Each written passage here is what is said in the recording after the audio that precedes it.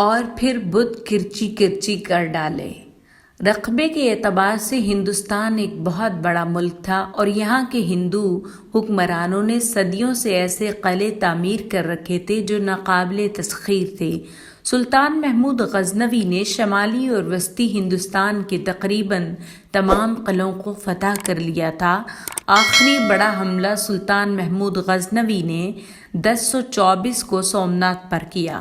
سومنات کا قلعہ نہایت مضبوط اور مستحکم تھا۔ اس کے 3 طرف دریا اور ایک جانب گہری خندق تھی۔ اس قلعے کو فتح کرنا انتہائی دشوار تھا۔ اس کے اطراف میں راجپوتوں کی 27 ریاستیں تھیں جو سب کی سب سومنات کی محافظ تھیں۔ سلطان محمود غزنوی کی فوجیں ملتان کے راستے سومنات پر حملہ آور ہوئیں۔ وہ اپنے لشکر میں 3000 مجاہدین اور 20,000 بارادری اونٹوں کا اضافہ کر کے غزنی سے نکلا اور 15 رمضان کو ملتان پہنچ گیا۔ وہ گرم اور خشک صحراؤں کو روندتا ہوا اجمیر پہنچا اور وہاں چند دن قیام کرنے کے بعد آگے روانہ ہو گیا۔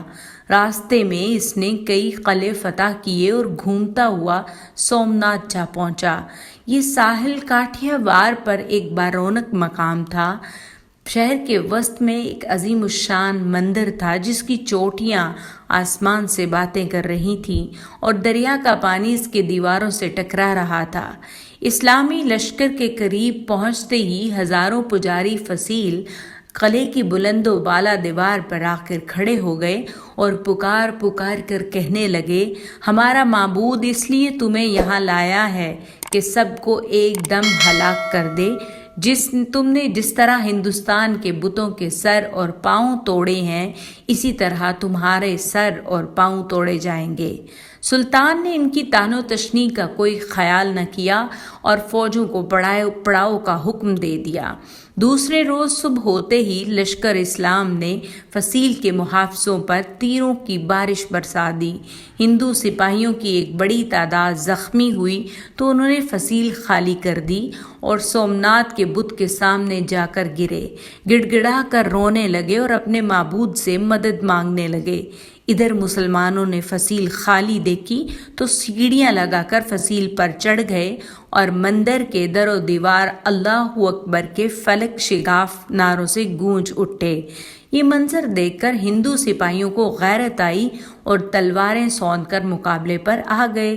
شام تک دست بدست لڑائی ہوتی رہی اور اندھیرا چھانے پر دونوں فوجیں اپنے اپنے مقام پر واپس آ گئیں۔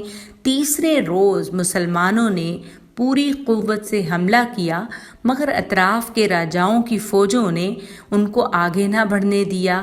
بڑا سخت معرکہ ہوا مگر جنگ کا فیصلہ نہ ہو سکا اور شام ہو گئی۔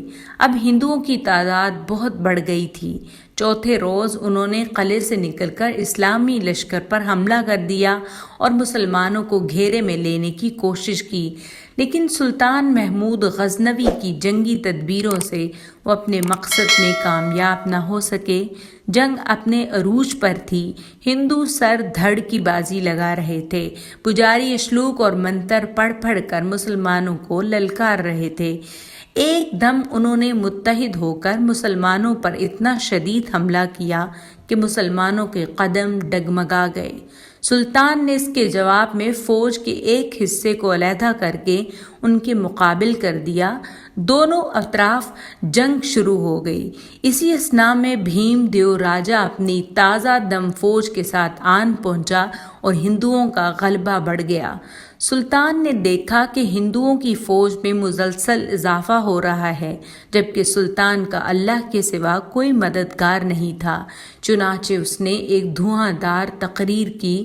اس تقریر نے لشکر کی رگوں میں جذبہ جہاد دوڑا دیا اور چند ہی لمحات میں اسلامی لشکر کے مجاہدین شیروں کی طرح بپھر کر جھپٹے اور پلک جھپکتے ہی انہوں نے ہندوؤں کی لاشوں کے انبار لگا دیے۔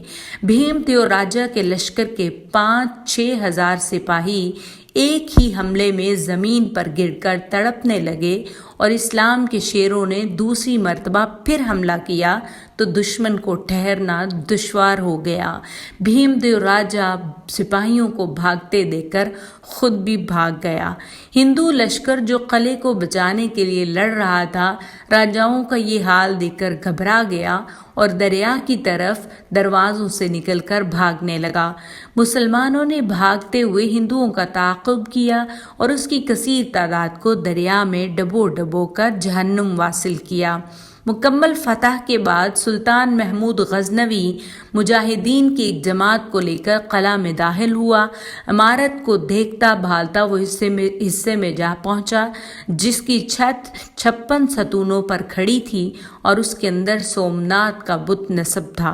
सुल्तान ने पत्थर के 5 गज लंबे हिंदुओं के इस झूठे खुदा को तोड़ना चाहा तो पुजारियों ने हाथ बांधकर इल्तिजा की कि वो इसको ना तोड़े और उसके बदले में हमसे जितनी चाहे दौलत और हीरे जवाहरात ले ले।